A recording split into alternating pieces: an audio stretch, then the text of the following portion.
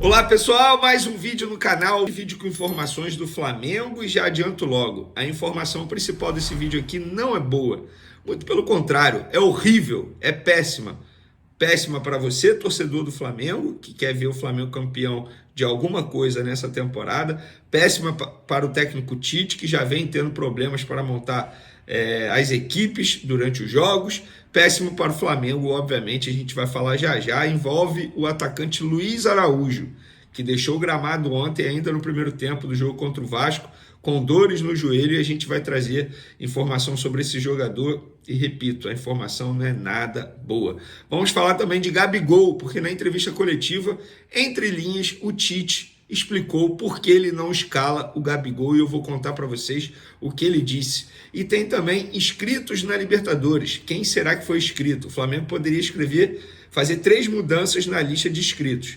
Contratou 4 nessa janela. Quem será que ficou fora da lista? A gente vai contar para vocês também. Isso tudo e muito mais no vídeo de agora, mas antes gostaria de pedir para você se inscrever no canal, dar o like no vídeo e também ativar a notificação para compartilhar o vídeo com os amigos, com as amigas e ajudar o canal a crescer cada vez mais.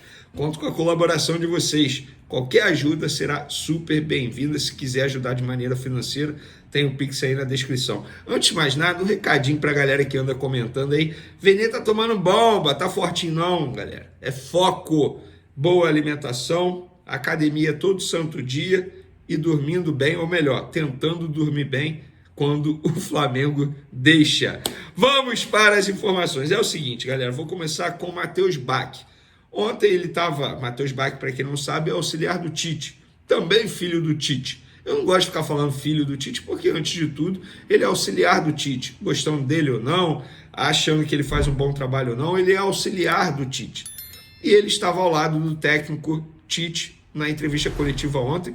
A entrevista, inclusive, demorou demais para começar, quase 1h30 após o apito final, e o Tite mesmo explicou que demorou para ir para a coletiva, porque ele estava tentando entender o que tinha acontecido durante o jogo, naquele empate com o Vasco da Gama, empate que acabou acontecendo no fim do jogo, numa bobeada do Flamengo. E durante essa entrevista, confesso que eu não sei o nome do jornalista, fez uma pergunta muito boa, uma pergunta relevante sobre o rendimento do Flamengo, irregular, uma hora joga bem, outra hora joga mal, e o Matheus Bach, ele não gostou da pergunta, e quis, entre aspas, dizer o que o jornalista tem que ou não perguntar. E ele mandou assim, vou fazer um resumo. A gente jogou pra caramba, o torcedor está pé da vida que a gente tomou gol, mas a gente também tá. Não pode basear todas as perguntas no fato de que a gente tomou gol no final do segundo tempo. Calma aí, Matheus Bach, com todo respeito a você, não era nem para você estar aí. Já começa nessa conversa, não era nem para você estar aí. O Tite tinha que dar entrevista coletiva sozinho, na minha opinião. Ele tem que ficar botando auxiliar para dar entrevista. Ele tem que botar, quando é necessário falar da preparação física, aí bota o preparador físico. Agora, auxiliar para dar entrevista, e tem isso também antes do jogo, não era nem para o Matheus Bach que está ali. Segundo, a pergunta foi muito boa. Muito boa. Sabe qual é o grande problema? Hoje os treinadores e os próprios jogadores, eles não gostam quando eles são confrontados nas entrevistas coletivas. E repito, a pergunta foi muito boa, pertinente demais. Pertinente demais, pergunta muito boa, muito bem elaborada. Matheus Bach não gostou. A pergunta não foi nem para o Matheus, foi para o Tite. Aí ele pede a palavra e começa a falar como se o jornalista estivesse jogando a torcida contra eles. Não! E outra, Matheus, isso é uma entrevista coletiva. A pessoa, se quiser perguntar qual cor da cueca você está usando, você responde se quiser. Você responde se quiser. E repito, sim, tem que ser questionado sim, porque o Flamengo tomou um gol no fim do jogo que fez o Flamengo perder 2 pontos no Campeonato Brasileiro, ou melhor, deixar de ganhar 2 pontos no Campeonato Brasileiro, por conta de uma bobeada geral. E a comissão técnica tem que responder por isso. Quando o jornalista questiona, ele questiona pelo torcedor. O profissional, ele responde não para o jornalista, é para a torcida. E esse tipo de resposta patético. Eu não gostei nem um pouco da postura do Matheus Bach. Mas sobre a entrevista coletiva, teve uma pergunta sobre o Gabigol e o Tite respondeu o seguinte, a pergunta foi, por que ele não colocou o Gabigol, mesmo na ausência do Pedro, ainda colocou o Carlinhos na frente do Gabigol? E a resposta foi, abre aspas, prestem atenção, treinamento. Ele começa com essa palavra, treinamento. Depois ele fala, jogos, especificamente, Carlinhos decisivo contra o Bolívar, contra o Atlético Mineiro, com gol, decisivo contra o Vitória, também com gol. Foi por isso essa opção. Agregado a isso, BH decisivo contra o Bahia, gol. BH decisivo contra o Bahia, assistência para gol. Nós fizemos o gol com Carlinhos em campo. E o desempenho do Carlinhos nos outros jogos foi isso que me levou a decidir. Fecha aspas. Gente, com outras palavras, o Tite está dizendo que não escala o Gabigol porque o Gabigol está treinando mal. A primeira palavra dele... Conselho que eu te dou, não comece no Day Trade sem antes assistir ao mini curso Day Trade. O Gabigol está treinando mal. A primeira palavra dele, ele responde, quem pegou no ar, repito, a primeira palavra foi treinamento. E por que eu estou falando isso? Porque nós, jornalistas, a gente não pode mais acompanhar os treinamentos. Tudo que a gente tem acesso é através de informação. E não adianta o jornalista achar que ele tem acesso a tudo que acontece no ninho. É mentira, é balela. É balela. O jornalista que acha isso, ele está se enganando. E é óbvio que tem alguma coisa acontecendo no ninho do urubu que faz com que Tite não escale o Gabigol. Porque não faz o menor sentido o Carlinhos entrar na frente do Gabigol. Mesmo o Gabigol vivendo uma péssima fase, mas o Carlinhos, tecnicamente falando, não dá. Não é jogador para Flamengo. Então o Tite respondeu entre linhas, treinamento. Está na cara que o Gabigol está treinando muito mal e por conta disso o Tite não o escala. Tá na cara, pelo menos foi essa leitura que eu fiz dessa resposta do técnico Tite. Você concorda? Discorda? Pode comentar. Vamos lá, pessoal. O Flamengo enviou a lista de inscritos para a próxima fase da Libertadores. Lembrando que quinta-feira tem Flamengo e Peñarol no Maracanã, jogo de ida, 7 horas da noite, jogo extremamente importante pelas quartas de final da competição. E nos últimos dias, o Flamengo enviou a Conmebol toda a documentação necessária dos novos jogadores, das 3 mudanças que o clube pode fazer nessa fase da Libertadores. Na fase anterior, nas oitavas, poderia fazer até 5. E aí, nessa janela de transferência, o Flamengo contratou 4 jogadores, ou seja, um não seria inscrito, mas quis o destino ajudar Tite, comissão técnica e diretoria. Como o Michael está lesionado e só vai voltar em outubro, o Michael não foi o jogador inscrito. E aí o Flamengo optou por Gonzalo Plata, Alexandro e Alcaraz. Esses 3 atletas eles vão entrar nos lugares de Daniel Cabral, Vitor Hugo e também Igor Jesus. Esses 3 não estão mais no Flamengo. Daniel Cabral saiu em definitivo, o Vitor Hugo foi emprestado a um clube da Turquia e o Igor Jesus foi vendido ao Estrela Amadora, o mesmo clube, inclusive, que o Daniel Cabral se transferiu. Então, o destino acabou ajudando todo mundo. Michael ficou fora dessa lista. Faz total sentido, inclusive, elogiar novamente. Falei ontem no meu pós-jogo aqui no canal, mas quero falar aqui de novo, elogiar novamente a atuação do Gonzalo Plata e também do Alexandre. Esses 2 jogadores não disputavam uma partida oficial desde maio e jogaram muito bem. Gonzalo Plata foi bem pela ponta direita, quando atuou por ali. Durante o jogo ele passou para a ponta esquerda, foi bem também. O Alexandre foi muito bem na lateral esquerda, gostei demais da atuação dele.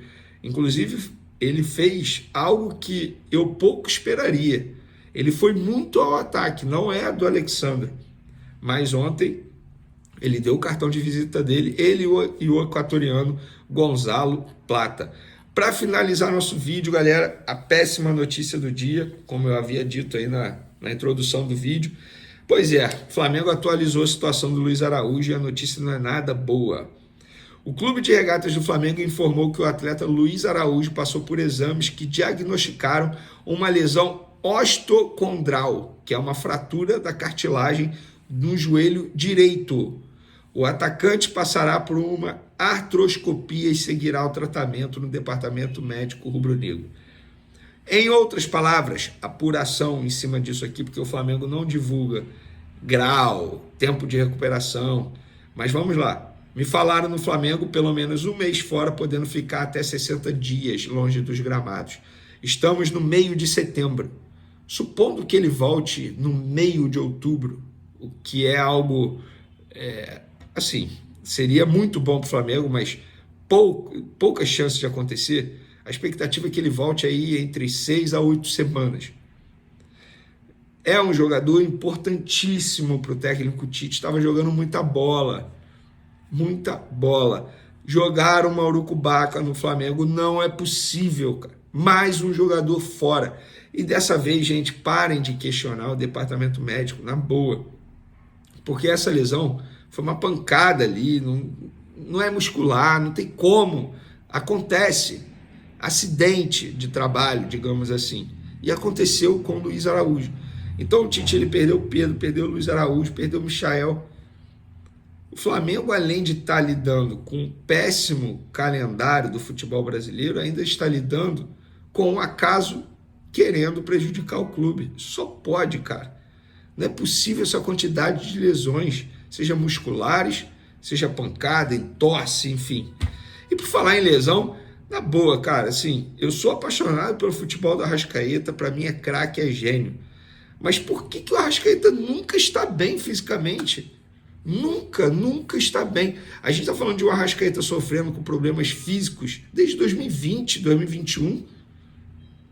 O que falta para ele estar bem, para ele estar 100% do auge da parte física? Apesar que o tempo vai passando, obviamente ele vai ficando mais velho e a tendência é que piora. E olha que jogo, olha, quando acabou o jogo de ontem eu falei, é por isso que eu amo o futebol. Porque eu tava assim, despretensiosa, então eu não tava nervosa, né? É bom, e né? estava achando o máximo tudo o que estava acontecendo. E teve protagonismo do Gerson pelo lado do Flamengo e do Felipe Coutinho pelo lado do Vasco da Gama. E com seu primeiro gol no retorno ao Cruz Maltino, já no finalzinho do jogo, essa foi a história do Coutinho. O Flavini que tava lá, acompanhou a partida e na volta eu quero saber o olhar de Pedrosa em cima do jogo do Vasco e o olhar de Vene Casagrande. Ih, não tá sorrindo. Mandou o VT. Fala, Flavinho! Um mergulho para empatar o jogo e, enfim, comemorar um gol com a camisa vascaína depois de mais de uma década. Estava ansioso por esse momento e eu queria muito estar em campo nesse último mês onde eu tive lesionado, mas agora já passou, estou de volta com o time e muito feliz hoje ter marcado meu primeiro gol num clássico como esse, jogando aqui no Maracanã, com minha família toda presente, então saio daqui muito contente. Foi uma noite de estreias no Maracanã. Alexandre Plata pelo Flamengo e Jean David como titular pela primeira vez no Vasco. Alexandre mostrou logo serviço com uma boa jogada que o Plata não aproveitou. O equatoriano tentou de novo, mas jogou para fora outra vez. Na cabeçada do Pulgar, Léo Jardim confirmou a ótima fase que atravessa. Já o Esforça vacilou e o Arrascaeta teve tudo para marcar. Só que demorou muito para definir e não finalizou. Quem demorou para chutar também foi o David nesse contra-ataque. Acabou batendo pressionado e acertou o travessão. No lance, que a arbitragem deu impedimento. O estreante Plata voltou a aparecer no segundo tempo, servindo Bruno Henrique, que acertou a trave. O Flamengo pressionava e depois do cruzamento do Alexandre, Ortiz cabeceou no travessão. Até que o Gerson caprichou e colocou no canto do Léo Jardim, fazendo justiça ao time que jogava melhor. Às vezes o desempenho acompanha o resultado e às vezes não. Está abaixo daquilo que nós queríamos como desempenho. Sim, está abaixo e nós reconhecemos. Quando parecia sem forças para reagir, o Vasco chegou ao empate com o gol do Coutinho aos 41 minutos.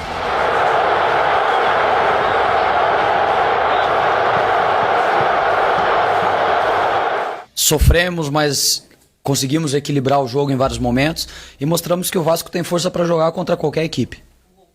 No clássico dos estreantes, brilhou a estrela do Felipe Coutinho. Foi o primeiro jogo no Maracanã, o primeiro clássico e o primeiro gol do craque no retorno ao Vasco. A gente vinha fazendo um bom jogo e acabou tomando um gol, então era importante a gente não sair perdendo hoje, pontuar. Coutinho foi cumprimentado, abraçado, festejado e mandou beijos para a torcida que saiu mais feliz do Maracanã. Meus amigos, nunca despreze a força do sentimento de uma pessoa traída e nem de um clássico regional, Vene Casagrande. Isso aí, e tem uma outra coisa muito forte também no Brasil, que aí é a lei do ex. Mas não aconteceu nada com isso, não. Ô, Lucas Pedrosa, eu quero que você me fale o lado do Vasco, Vene Casagrande o lado do Flamengo.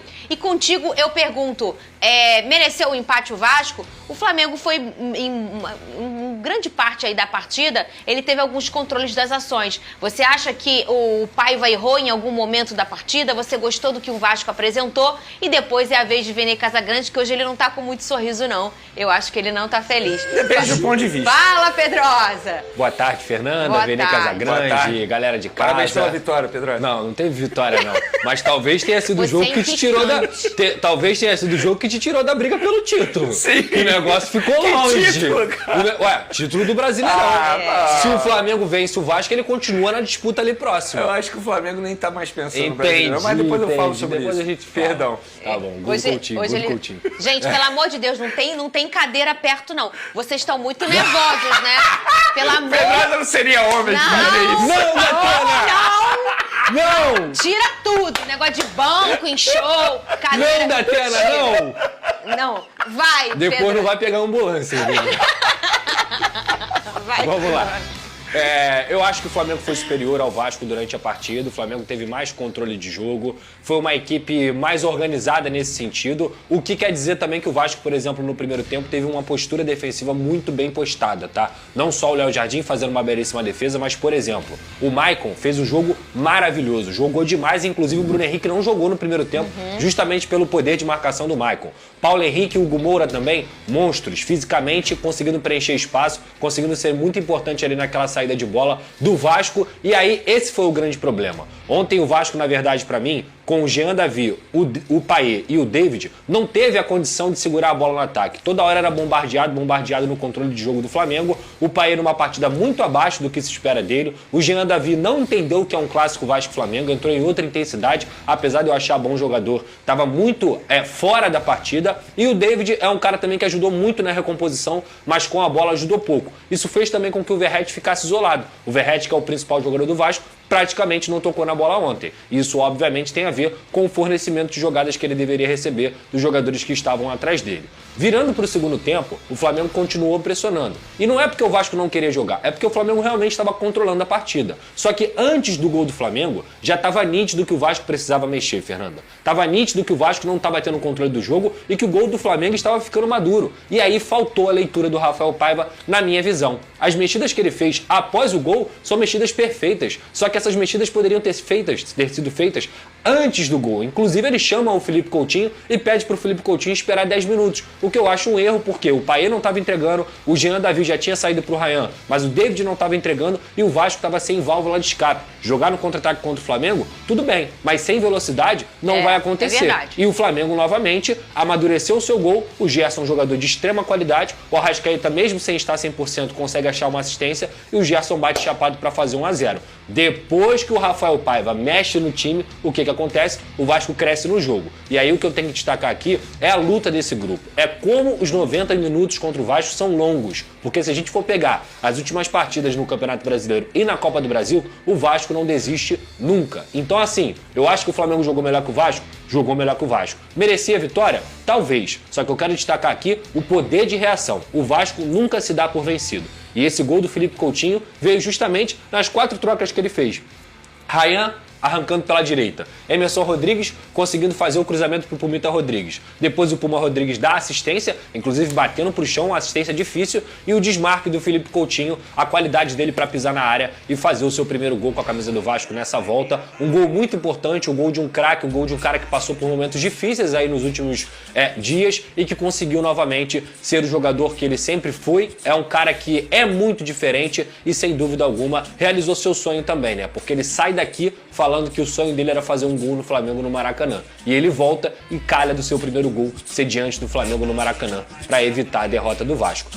Leituras de jogo erradas à parte, o Rafael Paiva chegou ao seu 6º jogo sem saber o que é perder no Campeonato Brasileiro. E, obviamente, o bom trabalho do Vasco passa pelo técnico Rafael Paiva. Vênia Casagrande, é a sua vez. Eu quero saber se você tá feliz ou triste. Você gostou do Flamengo? Achei uma boa atuação do Flamengo. Então, Fernandinho, eu brinquei... Olha a música que botaram pra você. Eu brinquei aqui, depende do ponto de vista, porque de fato depende do ponto de vista. Eu acho o seguinte, o Flamengo, se a gente for parar e analisar, o Flamengo fez uma boa partida. Eu acho que o Flamengo merecia a vitória a todo momento. Em determinado momento do jogo ali, o Vasco até pressionou, mas acho que se a gente for parar e analisar todos os 90 minutos do jogo, eu acho que o Flamengo foi merecedor de ter a vitória. Só que no futebol não existe a meritocracia sempre, a justiça nem sempre vai prevalecer. Tanto é que, a partir do momento que o Flamengo vacila num lance totalmente despretensioso, a verdade é essa, o Vasco foi lá, aproveitou e conseguiu botar a bola na rede. Mas no primeiro tempo e no segundo tempo, acho que o Flamengo foi muito superior. Gostei do jogo coletivo, dessa vez não tem como culpar o Tite pela não vitória, a verdade é essa, porque o Flamengo trabalhou muito bem, foi um jogo coletivo pela segunda partida seguida. O coletivo do Flamengo, para mim, foi o grande destaque, foi assim contra o Bahia, foi assim também contra o Vasco. Obviamente, individualmente falando, tem o Gerson, que novamente jogou muita bola, não só pelo gol, mas no meio de campo, ele comandando o meio de campo. E ele já sabe o tamanho dele, né? Ele sabe, exatamente. E a parte física é algo que me chama muita atenção, porque é um jogador que, além de estar jogando muita bola, no ponto de vista qualidade, também tem a quantidade. Olha quantos jogos o Gerson tem na temporada, está jogando muita bola. Infelizmente, o Luiz Araújo precisou ser substituído depois de ter sofrido uma pancada no joelho. O Arrascaeta acabou entrando e depois ele foi substituído porque a programação nem era para ele jogar tanto. Sim, você tinha dito isso nos seus canais antes Exatamente. do programa, ele ficou jogo, cerca né? de 70 minutos em campo. A programação era ficar no máximo 45 minutos. Ele mesmo pede para sair, Ele né? mesmo pediu para sair. E aí entrou o Gabigol no lugar dele, muita gente questionando o Tite, depois a gente pode até falar sobre isso. Mas a partida do Flamengo foi uma partida muito boa. Então, olhando o copo meio cheio, eu acho que o torcedor ele pode ficar feliz pela atuação, pelo desempenho. Obviamente, o resultado, se a gente for parar e analisar, não era o resultado que nem o Tite imaginava. Tanto é que na entrevista coletiva ele fala que ele demorou mais de 1 hora para dar a entrevista coletiva porque ele ainda estava no vestiário tentando entender o que tinha acontecido. Sim. E o que aconteceu foi o seguinte, foi a falta de concentração dos jogadores ou até mesmo um excesso de soberba achando que a vitória já estava encaminhada, sendo que eles esqueceram que do outro lado tem o Vasco da Gama, que é um time muito resiliente. A verdade é essa, a grande virtude do Vasco com o Rafael Paiva é nunca desistir. Os caras são muito resilientes. Eles sabem do limite deles, eles sabem da qualidade deles, eles sabem o que eles podem entregar. E eles nunca desistem. Eles não desistiram. Tanto é que eles conseguiram empate. Mas de maneira geral, Fernandinho, te respondendo, gostei do Flamengo, da atuação do Flamengo. Do resultado, eu acho que não foi justo. Eu acho que o Flamengo merecia a vitória. Mas, repito, no futebol nem sempre a justiça vai prevalecer. Você diz no tamanho do tempo de controle de jogo do Flamengo, Exatamente. né? O tempo maior foi controlado pelo Flamengo. O Flamengo botou 2 bolas na trave, por exemplo. Exatamente. Mas o ponto é o seguinte também, o Flamengo tem o Luiz Araújo e aí troca pro Arrascaeta, o jogo muda bastante. Não é pra melhor ou pra pior. O estilo de jogo muda. E depois troca, a saída do Arrascaeta também muda mais um pouquinho. Você pediu pra gente separar o início da origem, a origem Exatamente. do gol, desculpa, do Vasco da Gama. O que você queria comentar em relação a isso? Cadê? Porque muita gente está crucificando apenas o Léo Pereira. Olha aí, ó. Eu acho que o Flamengo jogou bem coletivamente falando, mas quando sofre o gol, também sofre o gol coletivamente falando. O erro da jogada começa com o Léo Pereira, que ele estava lá no ataque porque a jogada tinha sido um cruzamento. Então ele estava lá, beleza, ele poderia ter pego a bola, ter tocado para o lado, ter segurado mais o jogo. Primeiro, ele tentou ir ao ataque, depois ele cavou uma falta, totalmente errado. E também a gente pode ver o Wesley, que é lateral direito, estava fazendo o que lá na ponta esquerda? Uma desorganização total. E logo depois a gente pode ver o Everton Araújo, o volante, teve a oportunidade de parar a jogada, fazer uma falta e eu acho que ali faltou experiência do jogador, ele acabou não fazendo isso.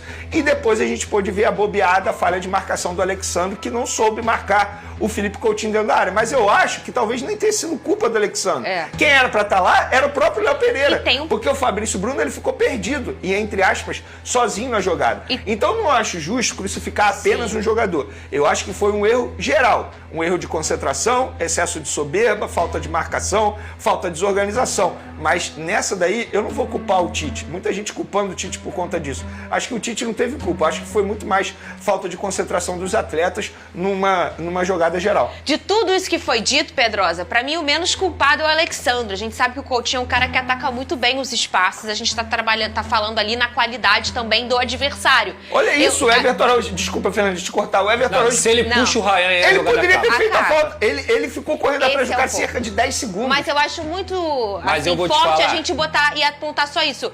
Eu achei bacana que você apontou o todo. É isso. Mas a gente tem Não que é justo entender que, ocupar um jogador só. mas nesses elementos também tem a qualidade do adversário. A gente tá falando de um isso bom que eu ia cruzamento falar. do Pumita, que não é um cruzamento fácil. Aquela bola ali poderia morrer nos pés de vários Tem a laterais. velocidade do Ryan, o garoto correu muito com a bola. E o Coutinho que atacou muito bem o espaço. Fala, Pedrosa, a sua opinião. Esse gol é característica do Vasco, tá? Você pode pegar os últimos 10 jogos do Vasco, você vai ver gols assim, com contra-ataque rápido, com velocidade. Inclusive o gol do Atlético Paranaense, que o Vasco faz em São Januário também, é com o Verratti indo lá atrás para poder fazer essa saída de bola, com o Ryan arrancando, com o Emerson Rodrigues arrancando. Então assim, eu concordo com o Vene. Pra mim o grande erro nessa, se eu fosse flamenguista eu ia ficar chateado ali. Primeiro, o Wesley na lateral esquerda, o Wesley não tem que estar ali. Sim. E o segundo erro é, o Everton Araújo tem que puxar o Ryan aí, ó. Se ele puxa o Ryan aí, acabou o jogo. Não, e o Léo Pereira não pode cavar uma Exato, falta, concordo. gente. Inclusive o Gerson até deu essa entrevista no final do jogo, eu discordo completamente, que ele falou que acha que foi falta. Não foi absolutamente nada. O Tite Não- também falou isso. Não foi absolutamente nada nesse lance aí, ó. O Léo Pereira sente a carga nada. e se joga. Foi Olha lá, nada. ele se joga agora. O Foi Matheus nada. Carvalho nem encosta nele praticamente, ele se joga. Depois o Vasco consegue. Olha quem começa a jogada. Olha quem começa a jogada. Pode soltar. Solta aqui. O Pumita, Aham. que dá assistência no gol. Termina lá no final. Isso não é por acaso. Isso é do time do Rafael Paiva. O Rafael Paiva é um cara que consegue fazer essa equipe, principalmente no segundo tempo, ter essas transições rápidas. O Emerson Rodrigues, ele poderia ter errado aí, mas ele consegue fazer um lançamento. Olha esse domínio do Pumita, como é difícil. Isso Como é aí. difícil. E o Felipe Coutinho não desmarca. Pra mim, o cruzamento do Pumita é a cereja do bolo. E né? eu cereja também do bolo. acho. É porque, assim, ali vários jogadores no lugar dele teriam ou não dominado, não teriam conseguido dominar, Sim. ou não teriam conseguido cruzar daquela forma com Porque tantos ele bate desafios. pro chão. Desequilíbrio. Ele não cruza normal, Exatamente. ele bate pro chão. Essa é uma grande qualidade do Puma. Muito Só bem. pra finalizar meu comentário em cima do Flamengo, acho que a outra boa notícia também são as estreias do Alexandre e do Gonzalo Plata, tá? Sim. Estrearam muito bem. Verdade. Jogadores que não entravam em campo em partida oficial desde maio. Eu fiquei, assim, preocupado como que seria a atuação dos dois. E o Gonzalo Plata, ele atuou bem, tanto no lado direito quanto no lado esquerdo. Fiquei com medinho, porque ele tá? ficou toda hora mudando durante Toda o hora que jogo. ele tocava na bola, eu falei, esse cara é o Catiço, meu Veloz, irmão. personalidade, Esse gostei cara é o dele também. Catiço. Então, assim, tem a boa notícia também, né? Não é só a má notícia. Muito bem. Jogador, que ficou de fora das últimas 3 partidas, voltou a treinar com o elenco na tarde desta segunda-feira, no Ninho do Urubu, e está disponível para o técnico Tite na partida contra o Peñarol, marcada para esta quinta-feira, às 19 horas, horário de Brasília, no Maracanã. Enquanto Luiz Araújo foi motivo de preocupação para a equipe, o retorno de La Cruz trouxe um alívio e novas expectativas para o time rubro-negro. Contratado no início do ano, De La Cruz tem se destacado em sua temporada de estreia no Flamengo. No entanto, ele enfrentou diversos desafios físicos, como lesões no ombro, coxa e joelho direitos, além de dores nos tendões de Aquiles em ambos os pés. Até o momento, o jogador participou de 34 dos 54 jogos do clube em 2024, somando 2 gols e 5 assistências. Mesmo com esses obstáculos, o uruguaio continua sendo uma peça importante no esquema de Tite. Em suas redes sociais, ele celebrou seu retorno com um vídeo promovendo as quartas de final da Libertadores, mostrando sua motivação para o confronto decisivo. Além de La Cruz, outra novidade é a volta de Carlos Alcaraz, que foi contratado recentemente. O argentino não atuou no empate por 1-1 contra o Vasco, no último domingo, devido à suspensão automática após sua expulsão contra o Corinthians. No entanto, Alcaraz foi inscrito pelo Flamengo para as quartas de final da Libertadores, assim como Alexandre e Plata, aumentando as opções de Tite para o importante jogo contra o Peñarol.